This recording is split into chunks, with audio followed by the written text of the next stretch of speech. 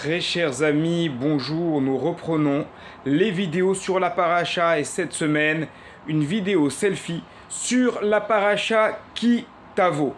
Il y a une mitzvah dans notre paracha cette semaine, nous enjoignons, lorsqu'on arrive en Eretz Israël, donc on parle ici des Bnei Israël à l'époque de Yehoshua bin Nun, au moment de traverser le Jourdain, au moment de traverser le Yarden, juste après, il va falloir écrire sur une pierre toute la Torah Ba'er Eteb d'une manière claire. Nos commentateurs sont en discussion. Comment cela doit-il être écrit? Est-ce que toute la Torah, vraiment en entier, doit-elle être écrite? Pourquoi pas, après tout, n'est-ce pas la période des miracles qui continue avec la traversée du Jourdain? Ou bien s'agit-il des 10 paroles qui vont être écrites et donc écrire ainsi la prière, la Torah, d'une manière raccourcie? Mais il y a également un autre point qui est intéressant et qui est mis en avant par le Rav Shimshon Raphaël Hirsch, c'est que la matière sur laquelle va être écrite la Torah est une matière qui ne dure pas, c'est le chaud. On est donc bien loin de ce qui se passe dans les civilisations de l'Antiquité, dans lesquelles les victoires, dans lesquelles les histoires, les chroniques sont écrites sur du marbre, sont écrites sur du granit pour durer éternellement. On pense évidemment aux pyramides et les hiéroglyphes sur les pyramides qui décrivent la vie des rois. On pense aussi à l'arc de triomphe de Titus qui rappelle la prise malheureuse du Beth Amikdash, du temple de Jérusalem par Titus, avec la Ménorah qui est dessinée sur l'arc de triomphe.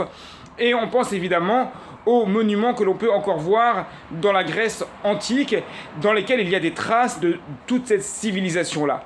Oui, mais c'est ce que met en avant le Rav Shimshon Raphaël Hirsch, ces civilisations-là, elles ont toutes disparu. Certes, il reste ces inscriptions gravées dans la pierre, gravées dans la roche, mais il n'y a plus rien de concret, il n'y a plus rien de réel, il reste uniquement le passé. Il reste uniquement l'histoire. Or, notre Torah est une Torah de vie.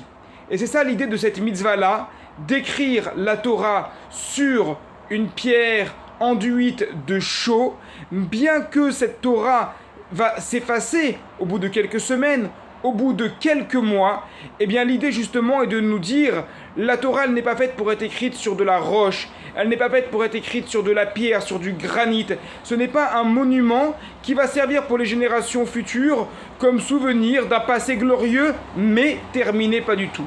La Torah elle se transmet dans le cœur, la Torah elle se transmet dans la tête, elle nécessite une réflexion et c'est bien ça l'idée de notre paracha, c'est bien ça l'idée de cette mitzvah-là.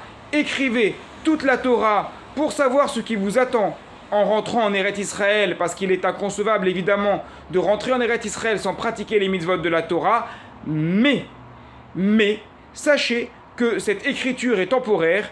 Une fois qu'elle est écrite sur de la roche, eh bien elle s'effacera parce qu'elle devra se transmettre de génération en génération, de père en fils et en fille, de maître à élève, car la véritable gloire, le véritable honneur que l'on apporte à la Torah, eh bien c'est de l'étudier. Et dans cet esprit, le Talmud nous rapporte, et les gens sont étonnants.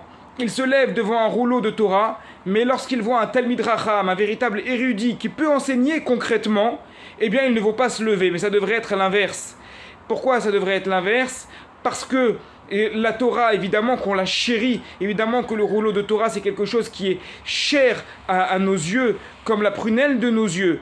Mais il y a encore plus que le rouleau de la Torah. Il y a ce qui est écrit en filigrane à l'intérieur, la Torah orale, la transmission, l'enseignement des maîtres. C'est ça qui fait qu'aujourd'hui encore on peut vivre. C'est ça qui fait qu'aujourd'hui eh bien, on peut encore avoir tous ces livres de Torah, qu'on peut avoir ces maîtres, ces enseignements, parce qu'ils se sont transmis à travers les générations. Et c'est ça, c'est plus beau et plus magnifique que tous les monuments que l'on peut avoir. Effectivement, lorsque l'on voit le peuple juif, eh bien la gloire du peuple juif, elle ne va pas être dans des pierres, ni dans du bois, dans du granit ou dans du marbre, mais elle va être dans les livres et surtout dans ce qu'on va faire des livres, comment on va les enseigner, comment on va les apprendre, comment on va les étudier et surtout les intégrer pour s'imprégner pour nous-mêmes et pour évoluer dans notre Sainte Torah. Shabbat Shalom à toutes et à tous.